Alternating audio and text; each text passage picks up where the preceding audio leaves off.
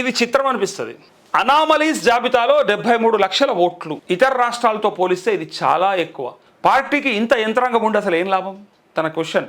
ఇన్ని ఓట్లు పోతే అది మనకే అవమానం. సర్ ప్రక్రియ తీరుపై మీనాక్షి తీవ్ర అసంతృప్తి.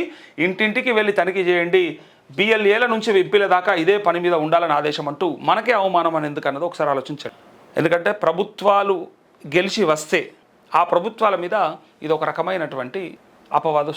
వీళ్ళు ఎట్లా గెలిచారు? 70 లక్షల ఓట్లు డబల్ ఓట్లు ఉన్నాయంటే మరి వాటి ఏమన్నా ఇంపాక్ట్ పడ్డదా? వాటి వల్ల ఏమన్నా ఓట్ల గెలుపు సాధ్యమైందా? లాంటి విషయాల మీద కొంత ప్రజలు చర్చించుకునే అవకాశం ఉంటుంది.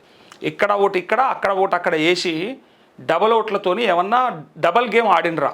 ఇది కొంత అంటే నాయకుల కనుసన్నల్లోనే జరిగిందా, పైగా వచ్చినటువంటి ప్రభుత్వాల దృష్టిలో ఉందా ఇది అనేది మీనాక్షి నటరాజన్ అన్నటువంటి అర్థం.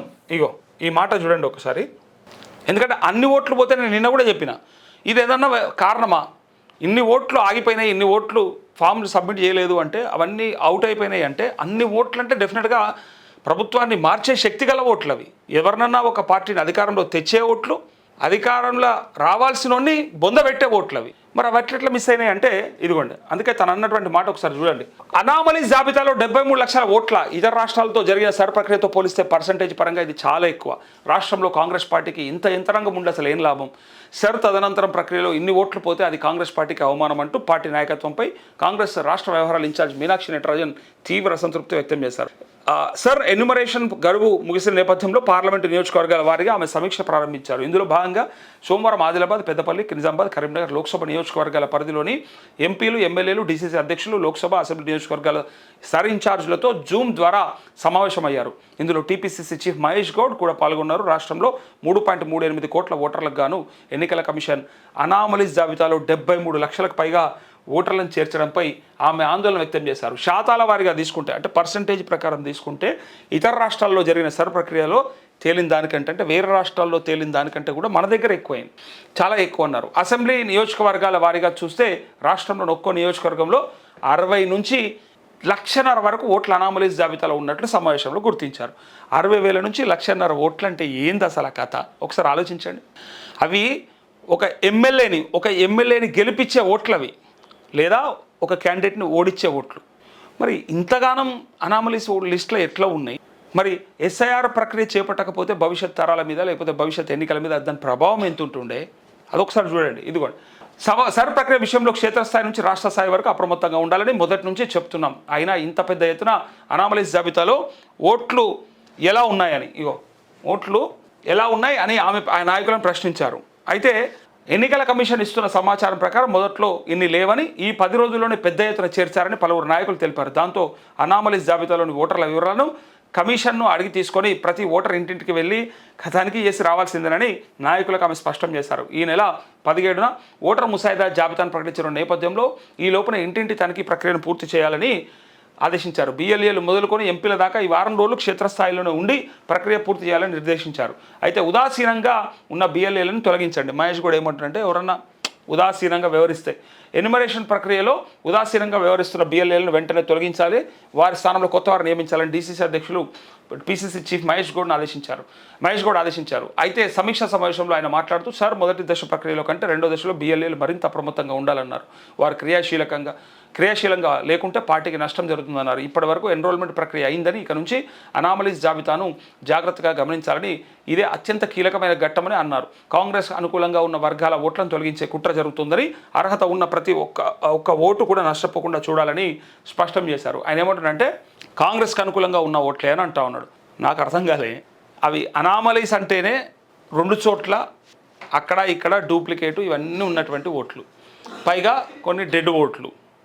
ఇట్లాంటి వాటిని అంటే తీసేస్తే మీ ఖాతాలో వేసుకున్నట్టు, తీసేస్తే ఇవన్నీ మాయేనేమో అంటే ఉంటే, మరి అంటే డబల్ ఉంటే అంటే వాటితో మీరు ఏదైనా జిమ్మెక్క అంటే ఓడిపోయే దగ్గర గెలిచే అవకాశమా? అవి మా ఓట్లే అంటున్నావు అంటే అవన్నీ తీసేస్తే అసలు మొన్నటి ప్రభుత్వం మనం గెలిచినట్టే కాదు. మరి ఒకవేళ మీరు ఆలోచించండి, ఈ రాష్ట్రంలో ఉన్నటువంటి 70 లక్షల ఓట్లు కాంగ్రెస్వే అని మహేష్ గౌడ్ అంటే, మొన్న వీళ్ళు గెలిచిన ఓట్లు ఏవైతే ఉన్నాయో టోటల్ ఓట్లు మొత్తం కాంగ్రెస్కి ఎన్ని ఓట్లు వచ్చినాయో చూద్దాం లెక్క. టోటల్ కాంగ్రెస్కి ఎన్ని వచ్చినాయో చూస్తే దాన్ని బట్టి చెప్పొచ్చు. ఎందుకంటే 70 లక్షల ఓట్లు అంటే కాంగ్రెస్కి సంబంధించిన ఓట్లే తగ్గిస్తున్నారు అన్నప్పుడు ఇగో తెలంగాణలో 2023లో జరిగిన శాసనసభ ఎన్నికల్లో మొత్తం కాంగ్రెస్కి వచ్చిన ఓట్లు టోటల్ ఎన్ని ఓట్లు వచ్చినాయని మనం అడిగితే దానికి వచ్చేటువంటి సమాధానం 2023 శాసనసభ ఎన్నికల్లో మొత్తం ఓట్లు సాధించింది ఒకసారి చూడండి 39.40%. పోటీ చేసిన స్థానాలు 118, గెలిచిన స్థానాలు 64. మనకు ఎరక ఇదంతా కూడా 92,35,833. జూమ్ చేయి, చాట్ జీపీటీ చెప్పింది. చూసిరా, వీళ్ళకి వచ్చినటువంటి టోటల్ ఓట్లు 92,35,833 ఓట్లు. సో ఈ స్టేట్మెంట్కి ఈ లెక్కకి ఈ స్టేట్మెంట్కి ఒకసారి చూడండి. ఇదిగోండి, కాంగ్రెస్కు అనుకూలంగా ఉన్న వర్గాల ఓట్లను తొలగించే కుట్ర జరుగుతుందన్నారు అని అన్నాడు. ఒకవేళ ఇదే కనుక నిజమైతే మరి ఈ లెక్కేంది? అవన్నీ కూడా కాంగ్రెస్కి అనుకూలమని మీరు అనుకుంటే, తొలగించే ప్రతి ఓటు మీ అనుకూలమని మీరు అనుకుంటే మీ ఓట్లేని తెలుసా?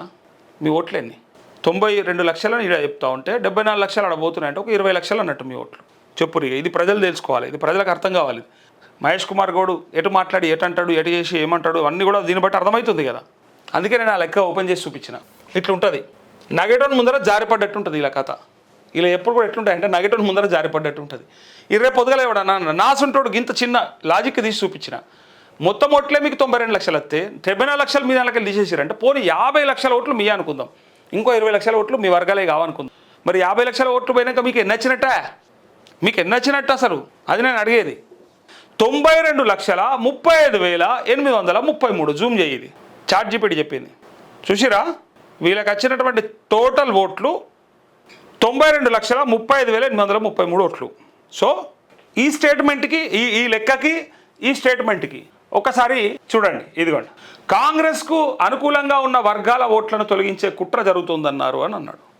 ఒకవేళ ఇదే కనుక నిజమైతే మరి ఈ లెక్కేంది? అవన్నీ కూడా కాంగ్రెస్కి అనుకూలమని మీరు అనుకుంటే, తొలగించే ప్రతి ఓటు మీ అనుకూలమని మీరు అనుకుంటే మీ ఓట్లేని తెలుసా? మీ ఓట్లేని 92 లక్షలని ఇలా చెప్తా ఉంటే 74 లక్షలు అడబోతున్నాయంటే ఒక 20 లక్షలు అన్నట్టు మీ ఓట్లు. చెప్పురు, ఇది ప్రజలు తెలుసుకోవాలి, ఇది ప్రజలకు అర్థం కావాలి. మహేష్ కుమార్ గౌడ్ ఎటు మాట్లాడి ఎటు అంటాడు, ఎటు చేసి ఏమంటాడు అన్నీ కూడా దీన్ని బట్టి అర్థమవుతుంది కదా. అందుకే నేను ఆ లెక్క ఓపెన్ చేసి చూపించిన. ఇట్లుంటుంది, నగేటోన్ ముందర జారిపడ్డట్టు ఉంటుంది ఇలా కథ. ఇలా ఎప్పుడు కూడా ఎట్లుంటాయంటే నగేటోన్ ముందర జారిపడ్డట్టు ఉంటుంది. రేపు పొద్దుగల ఎవడన్నా నాసుంటోడు గింత చిన్న లాజిక్ తీసి చూపించిన.